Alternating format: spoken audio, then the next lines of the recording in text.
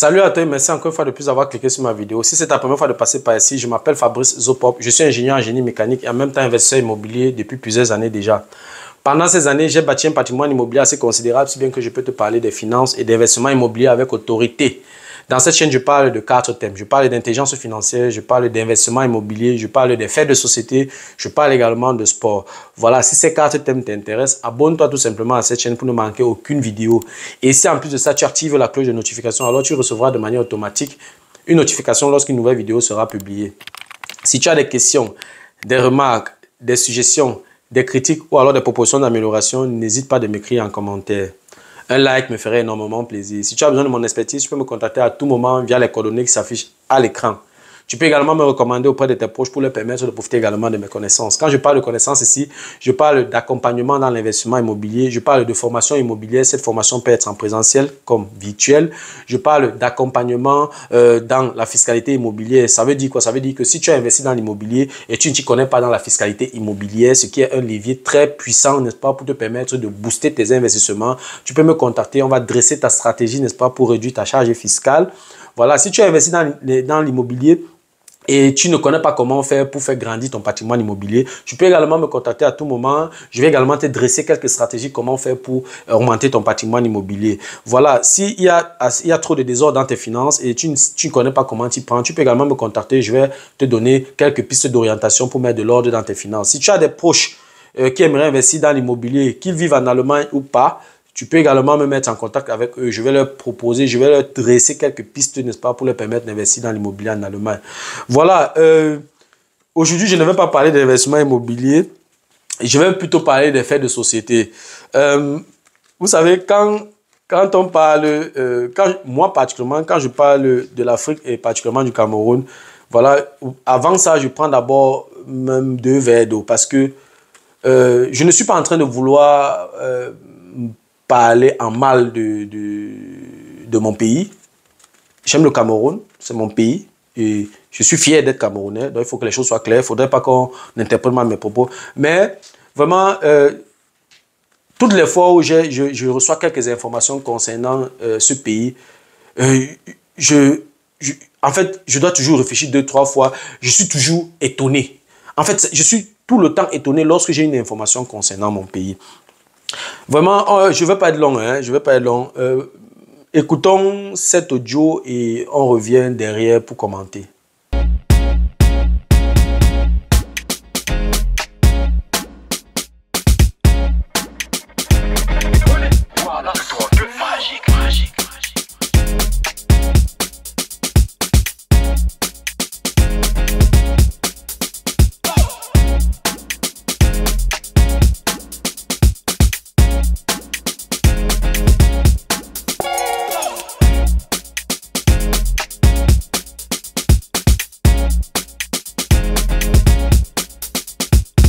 Aujourd'hui, il y a le gaz, demain, il n'y a pas le gaz. Le carburant part, le gaz vient. Le gaz part, le pétrole revient.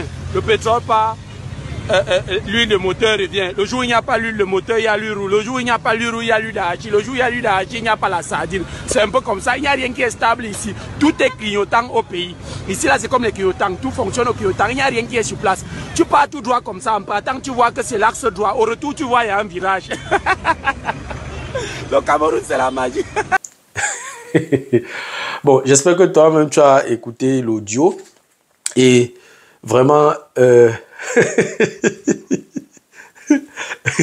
je dois avouer que quand j'ai écouté cet audio j'ai d'abord j'ai souffert parce que j'ai été époustouflé, c'était amusant, mais ce monsieur a résumé le Cameroun en 30 secondes. C'est-à-dire que il a résumé notre pays, le Cameroun, en 30 secondes. Et ce n'est pas seulement le Cameroun qui est dans cette situation. Il y a beaucoup de pays africains qui sont dans cette situation-là. Moi, je considère ce monsieur comme un génie. C'est un génie pour moi. Il a pris 30 secondes, il a résumé le Cameroun. Je crois que toi et moi, nous sommes d'accord que tout est à refaire dans ce pays. Tout est à refaire dans ce pays. Lui, il a pris 30 secondes. Bon, je vais prendre quelques minutes pour dire quelque chose sur son audio. Je ne vais pas prendre 30 secondes parce qu'il a balayé vraiment tout. Il a balayé tout ce que nous vivons au Cameroun en 30 secondes. Moi, c'est un génie. Moi, je ne peux pas. Il est fort. Je lui donne les mains. Franchement, où je vais le rencontrer, ce monsieur? Non, il va prendre un chapeau. Il va prendre ça. Il va prendre le respect. Vraiment, soyons sérieux et disons-nous les vérités en face. Je m'adresse aux Camerounais, je m'adresse aux Africains en général et aux Camerounais en particulier. Quel secteur au Cameroun fonctionne normalement? Dites-moi un peu. Quel secteur? Moi, je pense qu'aucun secteur au Cameroun ne fonctionne. L'éducation, pas du tout. Les infrastructures, l'éducation, on voit d'abord les professeurs qui grèvent partout. On voit les problèmes même les formations. Les gens sont formés, on ne sait pas pourquoi on les formait. On formait les gens en sciences, économie et gestion des entreprises et tout. C'est pour travailler où? Donc l'éducation n'a même aucune... L'éducation n'a aucune philosophie. L'éducation n'a aucune direction. On ne sait pas pourquoi on forme les gens. Donc l'éducation est aujourd'hui, en 2023, des enseignants qu'on paye, c'est pas les 60 000, les 70 000, les 80 000 francs CFA, on n'arrive pas à les payer. C'est quelle éducation ça? L'éducation ne fonctionne pas. On voit des élèves qui poignardent leurs enseignants. Un enfant entre dans l'école avec le banga dans son sac, avec les machettes dans son sac, avec l'épée dans son sac. Il poignarde son professeur jusqu'à il le tue. C'est quel genre d'éducation ça? L'éducation ne fonctionne pas. Les infrastructures, c'est les accidents sur les axes tous les jours.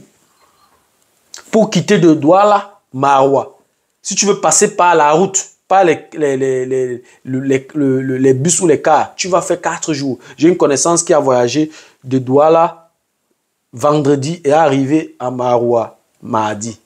Regardez vous-même le manque à gagner. La santé, ça ne marche pas. La santé ne fonctionne pas. Observons nos plateaux techniques. Quelqu'un peut mourir à Douala à cause d'un appareil respiratoire. Tu arrives dans tout un hôpital général à Douala ou à Yaoundé, tu ne trouves pas. Il y a un manque d'appareil respiratoire pour sauver des vies. Il y a certains enfants, moi, j'ai perdu ma petite soeur à cause de l'appareil respiratoire. L'appareil respiratoire, l'enfant est né, il n'y avait rien pour la réanimer. Il n'y avait rien pour la réanimer, paix à son âme. Il n'y avait rien pour la réanimer. Elle est décédée parce qu'il n'y avait pas d'appareil respiratoire. C'est très grave. C'est très grave. Le sport, c'est la catastrophe. Il y a quelle discipline sportive au Cameroun actuellement qui fonctionne? Notre seul espoir qui était les Lions indomptables. C'est grave. Ils jouent 22 matchs, ils encaissent 22 buts et ils marquent 21 buts. La culture, c'est la catastrophe. Est-ce que quelqu'un peut me dire, quel est l'événement culturel que le Cameroun a organisé pour faire valoir sa culture ces les 10 ou les 20 dernières années? Je ne connais pas. Quels sont les actes que les responsables de la culture au Cameroun posent pour valoriser notre culture?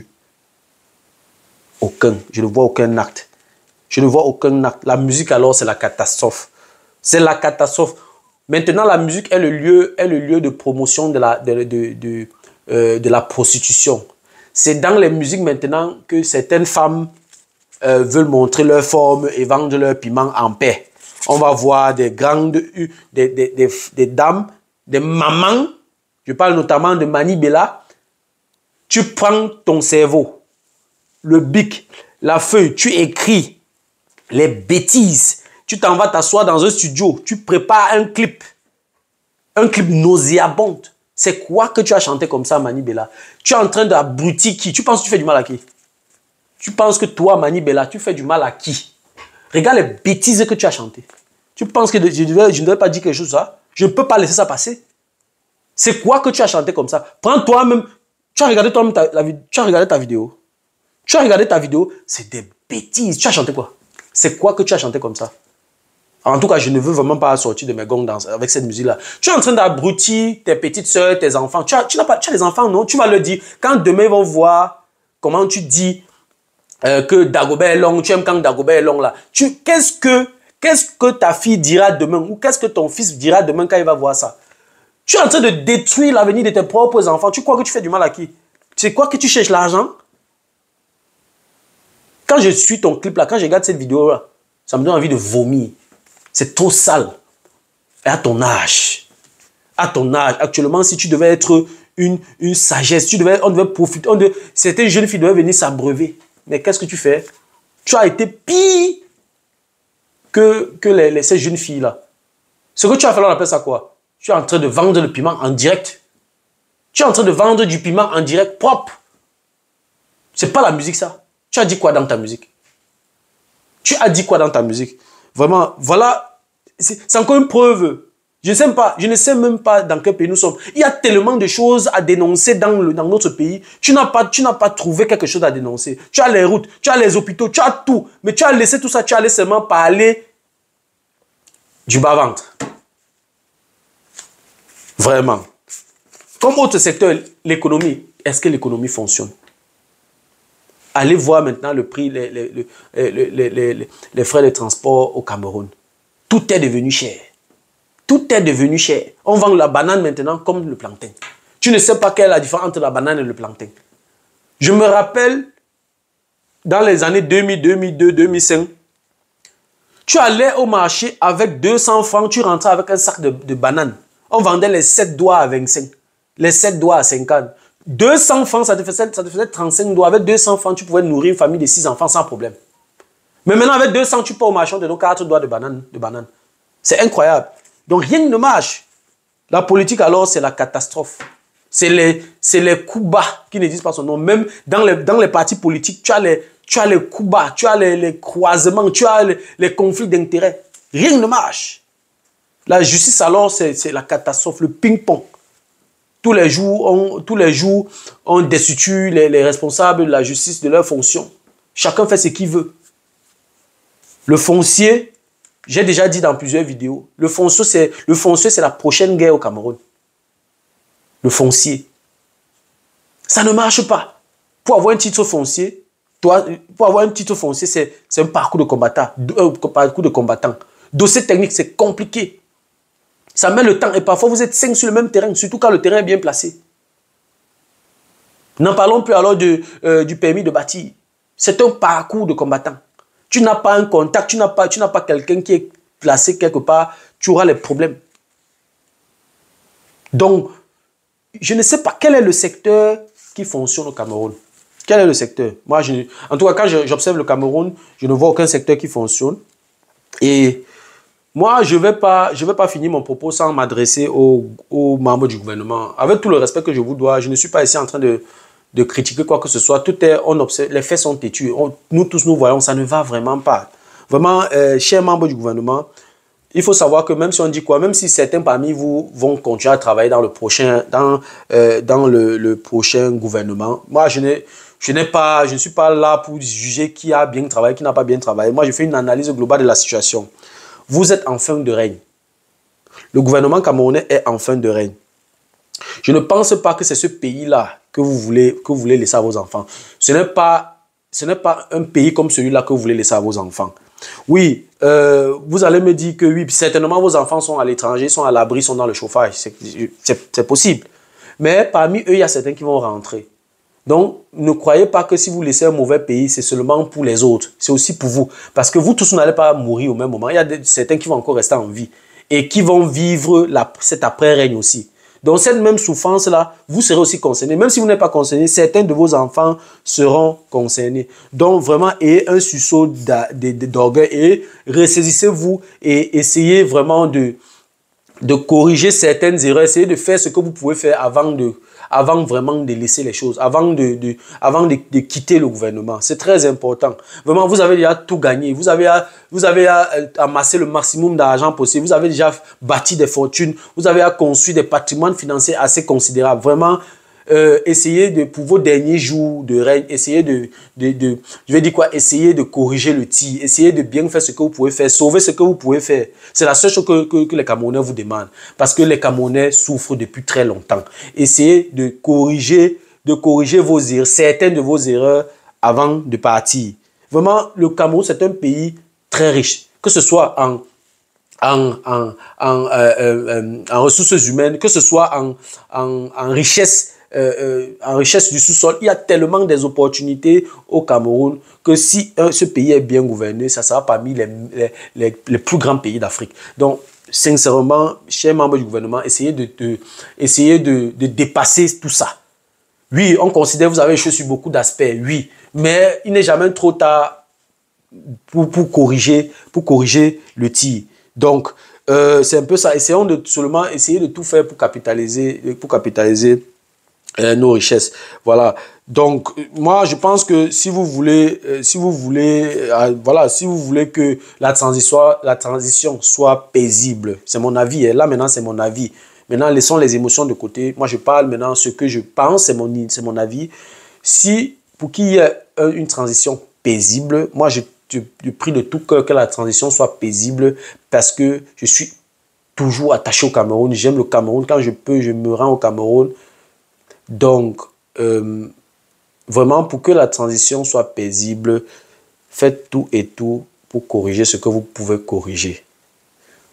Il faudrait que le peuple camerounais voie les efforts dans les actes que vous allez poser les prochaines semaines, les prochains mois, n'est-ce pas, pour que votre sortie ne soit pas brutale.